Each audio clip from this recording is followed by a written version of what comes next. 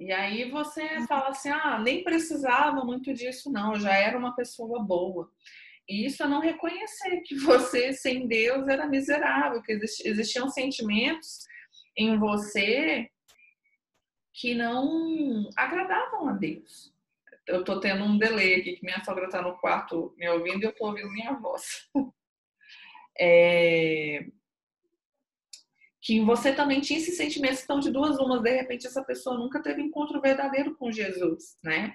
Ela não foi transformada de tudo isso, ela não vê a diferença dela do antes e do depois, é porque realmente tem alguma coisa muito errada. E aí a gente lembra do que Jesus falou, né? Sobre a questão de você reconhecer aquilo que te falta, não aquilo que você tem.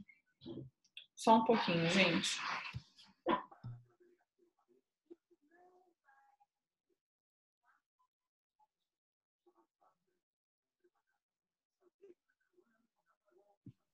É que eu tava me ouvindo, tava ficando desconcentrada. Aí lembra quando Jesus falou, não são os sãos que precisam de remédio, mas os doentes. Quando Jesus falou daquela história da mulher pecadora, que ele falou assim, olha, quem muito pecou, muito amou. Não é sobre o tanto de pecado que alguém cometeu, é sobre o tanto que a pessoa reconhece que ela precisa. E esse publicano, ele reconheceu, não as coisas excelentes que ele tinha, mas aquilo que faltava. E o fariseu não, ele só olhou para as coisas boas que ele fazia, mas não conseguiu enxergar que para ele faltava muita coisa para que ele alcançasse esse coração de Deus. E aí a gente também tem que fugir de outro extremo, de achar que você é um pobre, miserável, inútil e que nem merece. De fato, a gente não merece a graça de Deus, mas ele quis.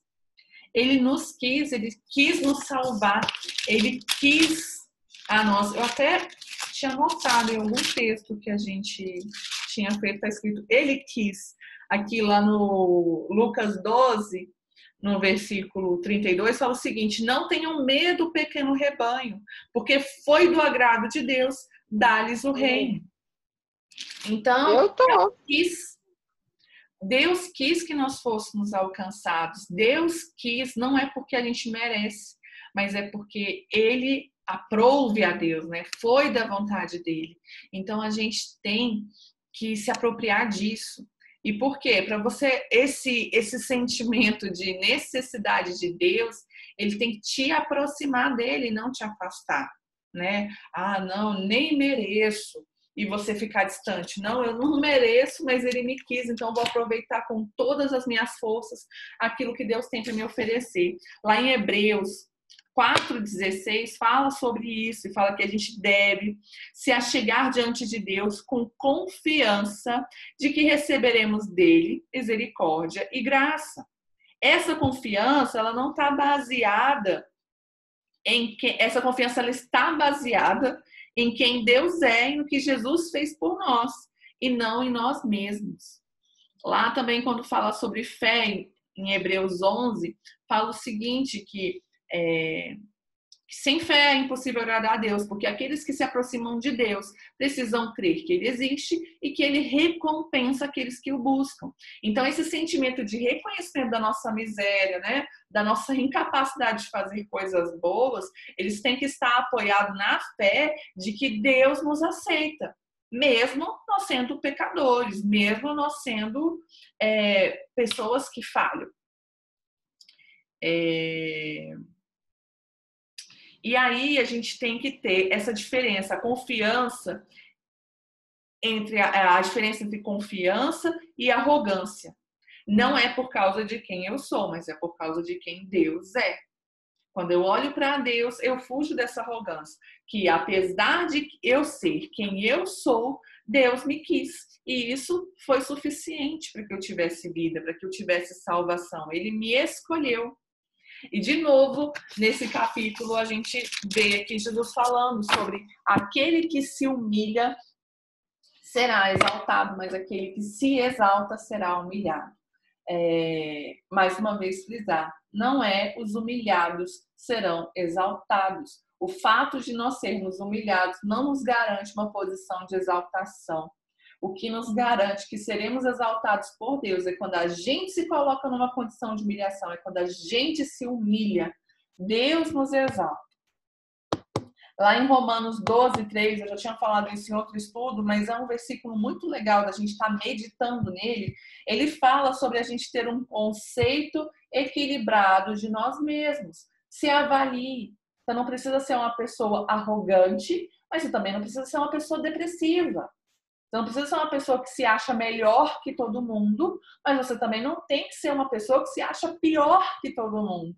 E dentro disso, veio uma coisa muito legal que eu queria falar com vocês, né? Que eu coloquei aqui. Nem tanto ao céu, nem tanto ao chão. E qual é o segredo de você andar nesse equilíbrio? É você não olhar para você mesmo. Porque quando a gente olha para a gente mesmo, a gente corre o risco de ou cair na arrogância ou cair no fundo do poço. E sim olhar para Jesus. Ninguém que olhe para Jesus consegue ficar soberbo. Ninguém que olhe para Jesus consegue se achar alguma coisa. Fala assim, cara, ele sendo tudo, olha o que ele fez por mim. Ele estava na criação do mundo, ele governa sobre toda a terra e ele se colocou nessa posição por mim. Então eu não consigo ficar soberbo diante disso. E também, ninguém que olhe para ele consegue se sentir sem importância. Porque você fala a mesma coisa. Ele deixou tudo, ele abriu mão de tudo por causa de mim. Então, como é que eu posso ser alguém sem importância? Eu sou alguém que tem muito valor. Mas por causa de quem ele é, por causa que ele me amou. E não por nada que eu possa fazer para garantir isso. A glória que nós podemos ter na nossa vida é de conhecer a Deus. Lá em Jeremias 9, no versículo 23 e 24, fala sobre isso, né? Que não se glorie o sábio na sua sabedoria e nem o forte na sua força. Mas se alguém quiser se gloriar, se orgulhar de alguma coisa, que essa pessoa se orgulhe de conhecer a Deus. Isso aí você pode ter prazer, isso aí você pode ter alegria, porque você está tendo alegria em algo que vem dele. Esse coração simples é o coração igual de uma criança. E por isso vem esse texto logo depois, falando quando as crianças estavam vindo até Jesus. A criança, ela espelha essa simplicidade, essa dependência. Então, a gente está saindo de um quadro de autossuficiência, de eu não preciso de nada, eu não preciso de ninguém, para um quadro de o que é uma criança totalmente dependente. Ela é totalmente dependente e ela é totalmente confiante. E Jesus fala que se nós não formos como crianças, nós não podemos herdar o reino de Deus. As crianças naquela época, elas não tinham nenhuma importância social, porque, né, não davam retorno, não faziam parte da economia, de nada, né? De repente, era só o trabalho, né? Tanto que quando tem a contagem de pessoas, quando a gente vê a multiplicação dos peixes, tudo isso, sempre fala que tinham 3.000 pessoas, sem contar mulheres e crianças. Elas nem eram contadas, né? Junto com as mulheres que não eram valorizadas. E a gente tem visto na nossa jornada o tanto que Jesus tem dado relevância para que o mundo não dava, né? Quantas mulheres Jesus chamou, Jesus colocou em posições de relevância muito contrário do que as pessoas fariam ou esperavam. Então, o que a gente pode aprender olhando para as crianças? A gente pode aprender muito sobre simplicidade, né? Sobre não olhar para o outro como ser humano. Então, não sabe o que é posição social, status, rico, pobre. Com o tempo, a convivência vai aprendendo o que o mundo coloca. Mas a criança, na pureza dela, ela não faz essa diferenciação, né? Ela tem essa simplicidade, ela tem confiança, ela tem inocência, facilidade de perdoar, dependência. Várias dessas características a gente pode observar e aprender. Às vezes a gente acha que criança tem que ser só ensinada, mas Jesus nos ensina que a gente tem muito o que aprender com as crianças. Então, olhar e saber quanto que o nosso coração tem que ser igual de uma criança para que agrade a Deus. As crianças são um reflexo da humildade e da dependência. Então, a gente está saindo de um quadro de autossuficiência, de que por mim mesmo eu posso fazer e ser salvo, para um quadro de total dependência de Deus. E aí, logo depois, vem a história de um homem rico que chega para Jesus e fala o seguinte: bom mestre, O que eu devo fazer para herdar a vida eterna? Eu sempre achei estranho que Jesus dá uma patada nesse homem, né? Fala, bom, por que você está me chamando de bom? Como se ele fosse meio grosseiro. Mas num outro texto, esse texto está tanto em Mateus como em Marcos também escrito, e no outro texto ele dá a conotação do que esse homem estava falando, e ele fala o seguinte: mestre, o que eu posso fazer de bom para herdar a vida eterna? Então, esse bom, e aí justifica por que Jesus deu essa, aí eu falando Deus ao invés de falar Jesus, por que Jesus deu essa resposta, que já falando assim, por que você quer saber sobre o que é bom? E foi, corrijo não, esse já deixou a plaquinha do auditório. Por que Jesus deu essa resposta? Porque ele estava falando sobre quais são as coisas boas que eu posso fazer para garantir a minha salvação. Tá vendo que tá vendo o capítulo todo falando sobre isso? Que não é de nós, que é de Deus. Então Jesus falou, olha, o que eu posso fazer de bom? Tá lá em Mateus 19, no versículo 16, ele perguntando assim. E ninguém pode ser salvo por sua própria bondade, somente por causa da bondade de Deus que podemos herdar a vida eterna. De novo, vamos falar, nós fazemos boas obras porque o amor de Deus nos alcançou, mas não são as boas obras que nós fazemos que fazem com que a gente alcance o reino de Deus.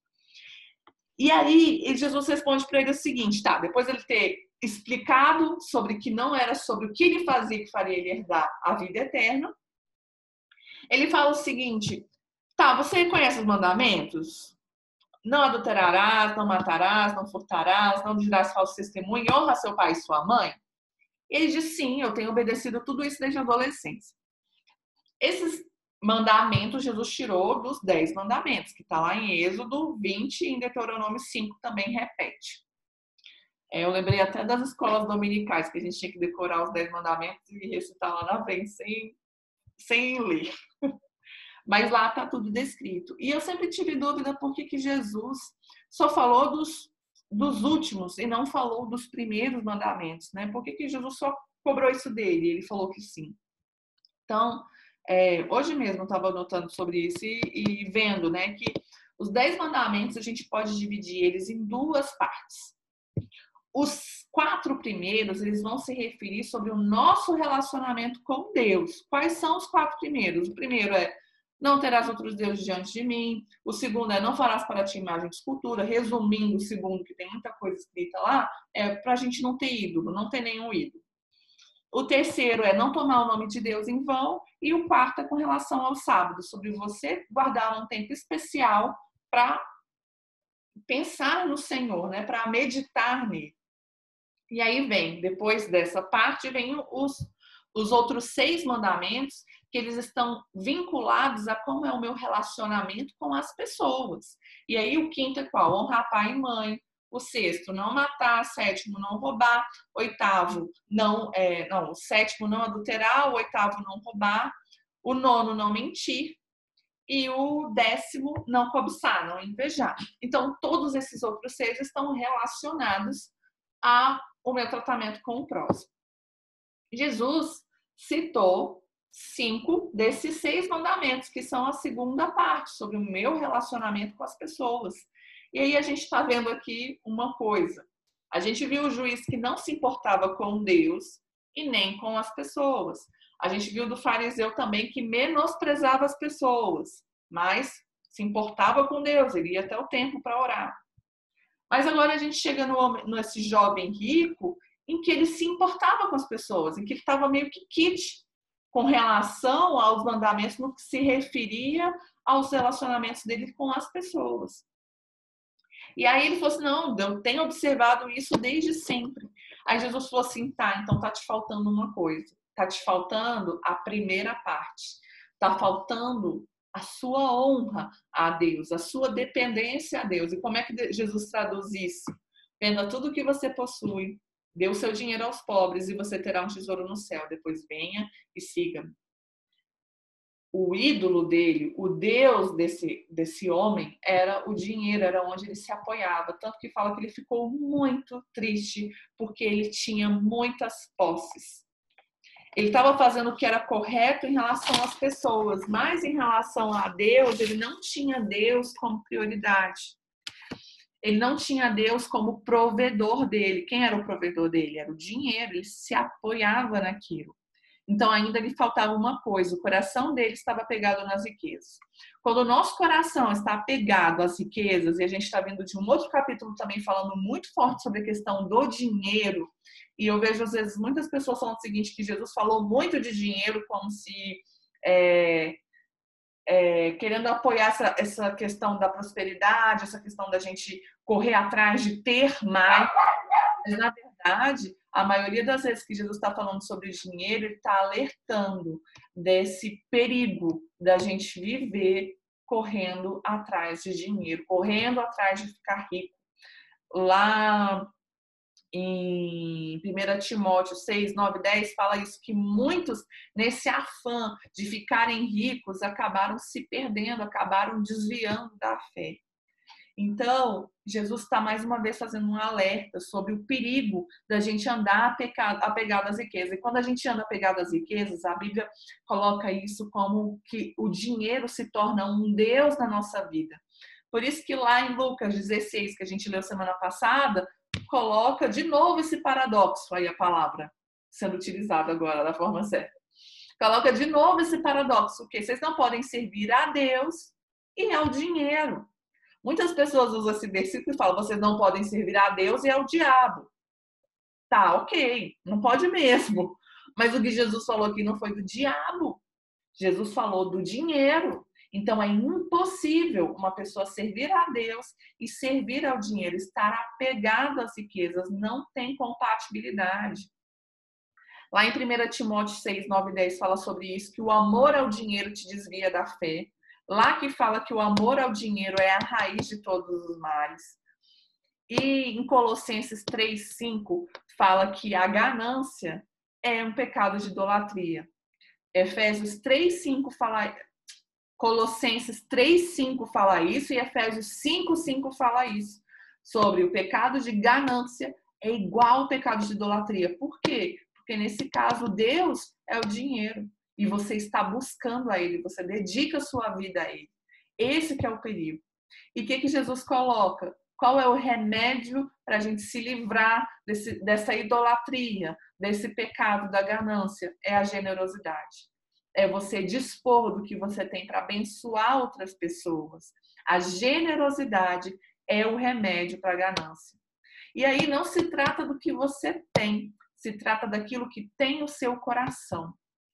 Existiam pessoas ricas que seguiam Jesus. Existiam mulheres de muitas posses que sustentavam o ministério de Jesus. Eu acho que a gente falou delas no início de Lucas. Essas mulheres tinham muito dinheiro e em momento algum Jesus repreendeu elas porque elas tinham muito dinheiro. O erro não é o que você tem, o erro é o que tem você. E é nisso que a gente tem que ver aonde que está o nosso coração. Você tem, e aí a pergunta que você tem que se fazer para saber onde que está o seu coração.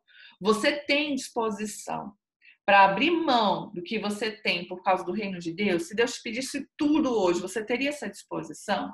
Não é uma pergunta fácil de responder, mas é algo que a gente tem que trabalhar em nós, porque é isso que Ele está esperando da gente. Ele não quer tomar o que você tem, mas Ele quer que seu coração seja dele, porque aí você pode ter tudo. Só está preparado para ter alguma coisa quem está preparado para viver sem essa coisa. No reino de Deus funciona assim. Se você não consegue viver sem algo, você não está preparado para ter esse algo, porque aí esse algo vai se tornar o seu Deus. Esse algo vai ocupar o lugar de Deus. Por isso que Jesus diz, olha, aquele que perder a sua vida vai encontrar. Porque não é o que é mais importante para você, é porque Deus está em primeiro lugar. E aí você vai ter tudo. Então, Deus sabe o que cada um de nós precisa e nos chama conforme o seu plano e a sua vontade para as nossas vidas. Jesus não pediu para que todos vendessem tudo que tinha, mas para esse homem isso era necessário, porque o coração dele estava nas riquezas. E essa é uma avaliação que nós temos que fazer. Onde que está o nosso coração? Não é a gente que tem que, ninguém que tem que apontar, né, ou ser apontado, mas é uma avaliação que a gente tem que se fazer. E se existe algo que tem no seu coração, tenta se livrar disso, porque isso vai acabar te derrubando, isso vai acabar te corrompendo. Algumas pessoas Jesus chamava para abandonar tudo e seguir ele. Outras pessoas queriam abandonar tudo e seguir ele e Jesus não deixava. Tem aquela história do endemoniado lá de Genezaré, o Gadareno, que ficava no cemitério, tudo e tal. E aí Jesus vai lá, expulsa o demônio, transforma a vida dele e ele insiste que quer seguir Jesus. E Jesus fala assim, não, fica aqui e anuncia das coisas que você viveu. Então existe um plano para cada um. Mas aquele homem, ele já tinha aberto mão de tudo, né? O que se dispôs a seguir Jesus. E Jesus falou, não, fica. E outros ele chama, não, vem. Então a gente tem que entender isso. E para quem fica e para quem vai, a regra é a mesma. O nosso coração tem que ser totalmente dele. E aí eu anotei uma observação aqui para a gente não tornar uma experiência pessoal numa regra para todos. Algumas pessoas Deus chama para um propósito, outras pessoas Deus chama para outros propósitos. E muitas vezes se confunde aquilo que aconteceu comigo com aquilo que Deus quer fazer para todo mundo. Deus tem coisas que são imutáveis, por exemplo, o coração de todos aqueles que querem amar a Deus, seguir Jesus, tem que ser totalmente dele. Ponto. Agora, todos vão ter que fazer a mesma coisa? Todos vão ter que abandonar tudo? Todos vão ter que ser missionários? Não, mas isso é requerido de alguns. E a gente tem que ter essa maturidade, essa consciência para saber o que Deus quer de mim. O que Deus quer de você. Para que você não esteja em falta com isso. Mas isso é você que vai buscar. É você que tem que descobrir nele. E ele vai te revelar. E aí o homem ficou triste. E é muito bom que ele ficou triste, porque ele entendeu perfeitamente a mensagem. Ele entendeu aonde estava o coração dele. Os fariseus, lá do capítulo 16, quando Jesus estava falando sobre abrir mão de riquezas, eles não ficaram tristes, eles não se sentiram acusados, na verdade, eles zombaram de Jesus. Então, a forma como você recebe a mensagem mostra como é que você acolheu essa mensagem no seu coração. A Bíblia não fala mais da história desse homem, mas essa palavra mexeu com ele. E existia ali sim uma chance dele ter se arrependido e dele ter se entregado para viver essa vida que Deus estava pedindo dele. O dinheiro, ele oferece uma falsa segurança, eu falei isso a semana passada. E essa falsa segurança faz com que a gente acabe confiando ao dinheiro, coisas que a gente não deveria confiar. Eu anotei aqui, né? Nós só estamos preparados para ter algo quando estamos preparados para viver sem esse algo. Aquele que perde é o que ganha. Logo depois, Jesus vem falando assim, olha, como é difícil aos ricos entrar no reino de Deus. É mais fácil um camelo passar pelo fundo de uma agulha do que um rico entrar no reino de Deus. Agora eu queria que vocês participassem, gente. Alguém aqui já escutou uma história falando que existia uma porta lá em Jerusalém que se chamava agulha e que, na verdade, quando Jesus falou fundo da agulha, ele não estava querendo falar uma agulha de verdade, ele estava querendo falar que era essa porta? Alguém já ouviu essa história? Eu não que eu me recorde. Eu também não. Sim, é muito difundida. Que ótimo, que ninguém nunca ouviu.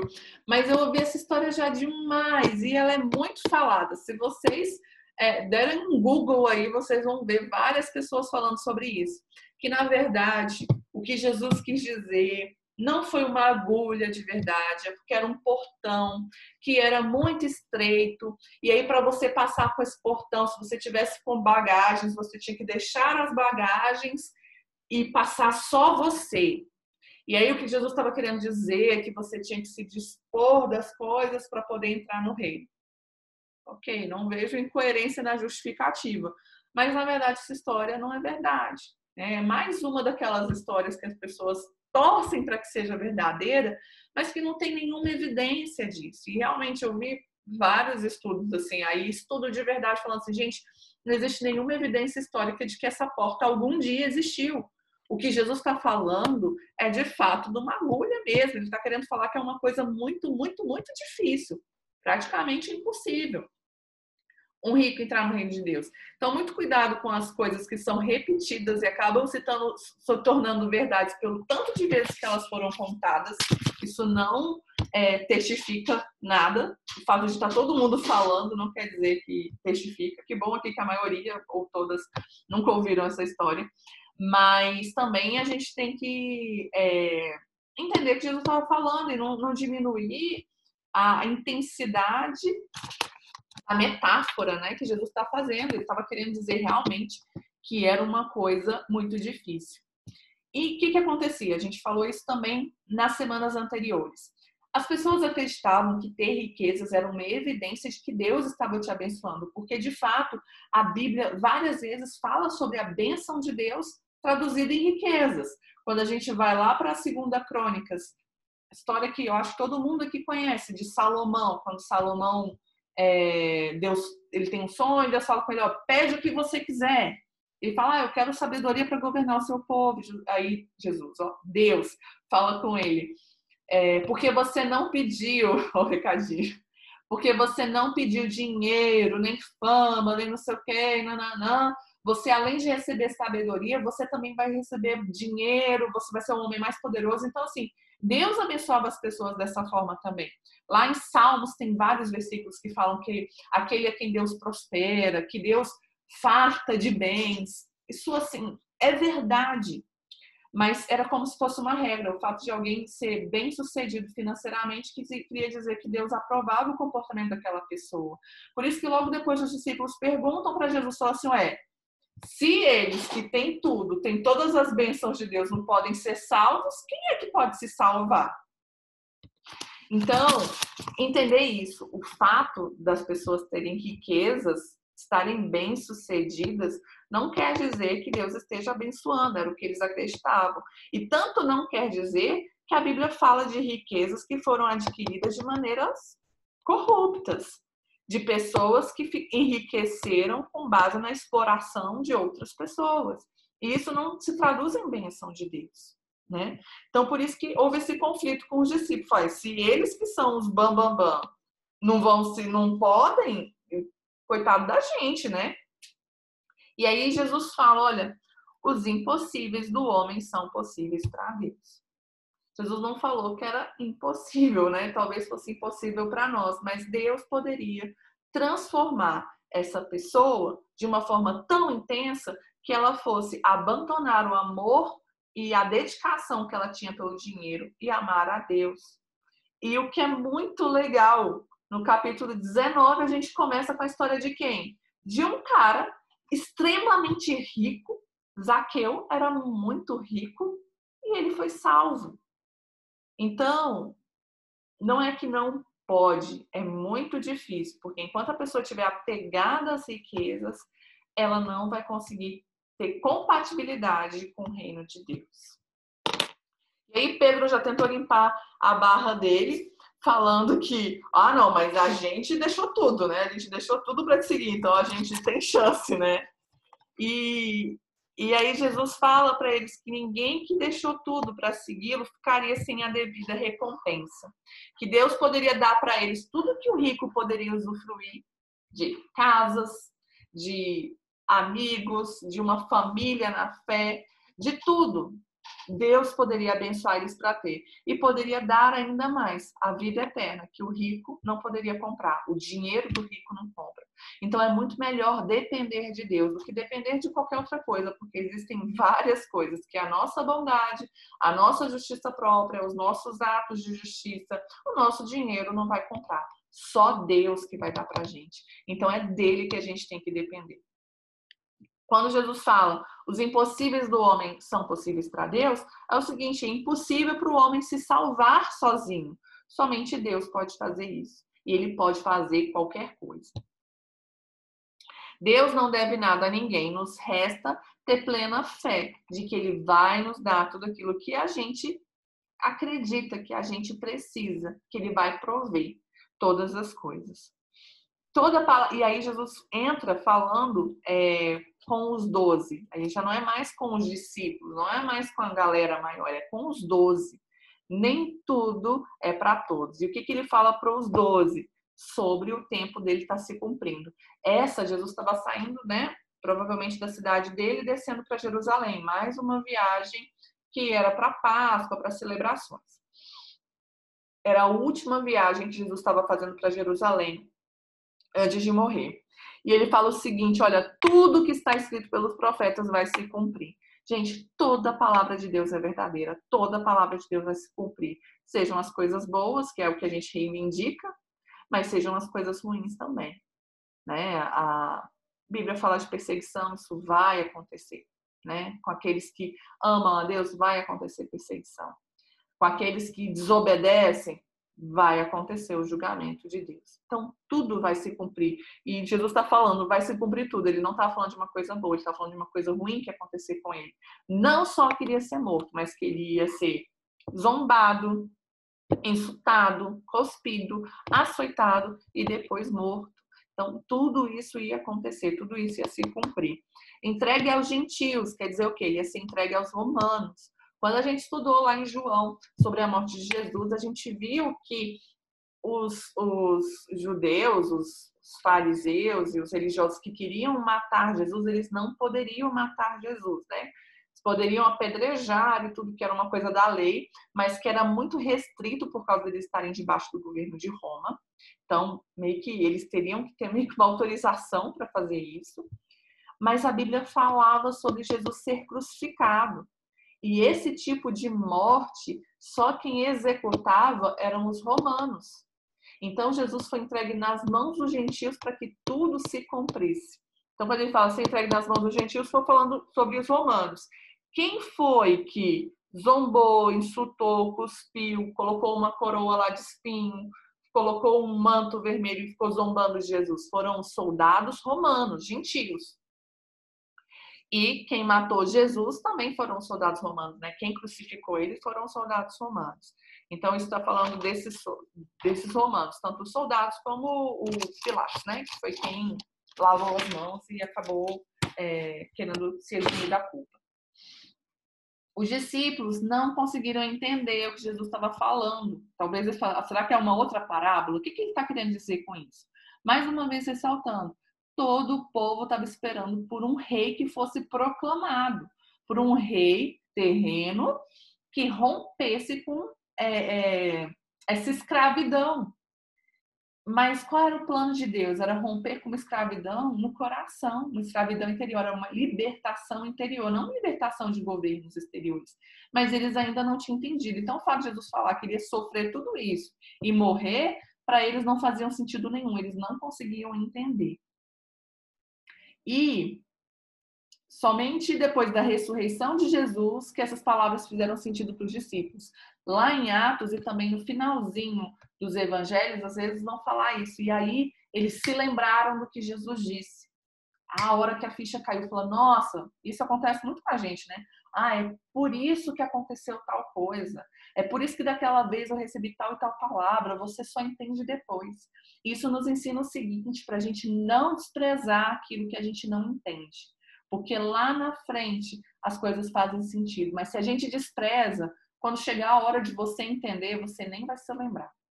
E eu queria contar rapidinho que quando, mais uma vez, estou contando a gravidez do Matheus, quando eu estava grávida do Matheus, uma amiga minha teve um sonho comigo e veio me contar e não fez sentido nenhum, parecia a maior viagem. Mas eu guardei aquilo no meu coração e falei assim, amém, né? Ela orou e tudo, no final das contas tinha dado tudo certo, então amém. Cara, quando o Mateus nasceu, foi uma guerra, uma batalha espiritual. Muita gente não sabe da história dele, mas ele nasceu praticamente morto, ele teve que ser reanimado, ele acordou de forma sobrenatural e ele não ter ficado com sequelas também foi um milagre absurdo, porque ele ficou sem oxigenação durante o parto, muito tempo. Aí depois, o Mateus foi para a UTI, eu fui para o quarto, dormi. No outro dia, eu tô sentada no quarto, eu levantei a cabeça, eu falei, o sonho. Tudo fez sentido, tudo. Agora você olha para minha amiga e fala, ela é louca, tem nada a ver, viajou, comeu demais e dormiu com a barriga cheia. Eu nem ia me lembrar. Mas Deus já estava me alertando de algo que eu não entendia, mas eu não podia desprezar. Então, para a gente não desprezar aquilo que a gente não está entendendo no primeiro momento, porque lá na frente pode fazer todo sentido. Jericó ficava no caminho de Jerusalém de Cafarnaum para Jerusalém. Então, antes de chegar, a gente tinha uns 30 quilômetros de Jerusalém. E aí tinham pedintes que ficavam no caminho, porque como isso era uma rota para Jerusalém, muitas pessoas passavam por ali. Então, essas pessoas deficientes, imagina, gente, se mulher e criança já não era considerada, imagina pessoas deficientes, né? Eram totalmente abandonadas, totalmente ficavam à mercê de si mesmas, né? Então, eles viviam de exploração, de esmola, né? De pedir esmola. Exploração, não estou falando de explorar as pessoas, não, tá? Estou querendo dizer de esmola. E tinha esse cego no meio do caminho. Lá em Marcos, conta uma história mais completa dessa passagem, Marcos 10, a partir do versículo 46, e aí fala o nome desse cego. O nome não, na verdade fala o nome do pai dele, né? Chama ele de Bartimeu, mas Bar é um prefixo que significa filho. Então ele era o filho do Timeu. Então ele era uma pessoa conhecida, não era uma pessoa largada totalmente ao léu, era conhecido, o pai dele era conhecido. Existe também pessoas que falam que o pai dele era Timeu, que era um general, e que uma vez ele foi perseguido, e aí os olhos do filho dele foi furado e tal, não sei o quê.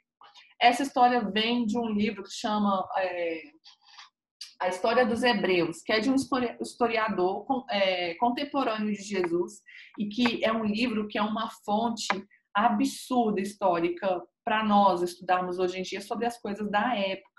Só que esse Timeu não tem evidência nenhuma de que esse Timeu seja o Timeu, pai do cego. Então, não dá para contextualizar assim dessa forma, tá? Mas, enfim, ele era uma pessoa da cidade, uma pessoa que a família era conhecida. E assim que ele soube que Jesus ia passar por ele, estava passando por ali, ele começou a clamar. Ele viu, né, a multidão e perguntou: o que está acontecendo? E alguém falou assim: Jesus de Nazaré está passando aqui. E ele reconhece, ele já deveria ter ouvido falar sobre Jesus, sobre o que Jesus estava fazendo. E ele não clama Jesus como Jesus de Nazaré, ele chama Jesus, filho de Davi. Tem misericórdia de mim. Ele reconhece quem Jesus era. E quanto mais ele clamava, mais difícil ficava, porque mais as pessoas mandavam ele calar a boca, mais dificultava. E fica uma reflexão aqui pra gente, que quando as dificuldades vêm, o que a gente tem feito? A gente tem desistido? Não adianta. Tá muito difícil. Ou a gente tem clamado mais? A gente tem sido como aquela viúva insistente. Clama mais. Tá difícil, mas eu vou clamar mais. A gente tem sido como o Zaqueu, lá do 19, que era pequeno, não tinha como, não tinha jeito, mas ele foi lá e subiu no mar. Eu vou dar um jeito. Igual esse cego, que quanto mais ficou difícil, mais alto ele clamou. E Jesus parou por causa do clamor, por causa da insistência dele. Vai cair mais uma vez, a gente volta só para finalizar, tá, gente? E fé, gente, tem tudo a ver com perseverança. Olhando para a parábola da viúva persistente, olhando aqui para esse cego e várias outras coisas que a gente pode olhar dentro da Bíblia, a fé tem muito a ver com perseverança. Continuar, mesmo que você não esteja vendo nada acontecendo, você vai permanecer e continuar. Algumas pessoas estranham o fato de Jesus perguntar para o cego o que ele queria.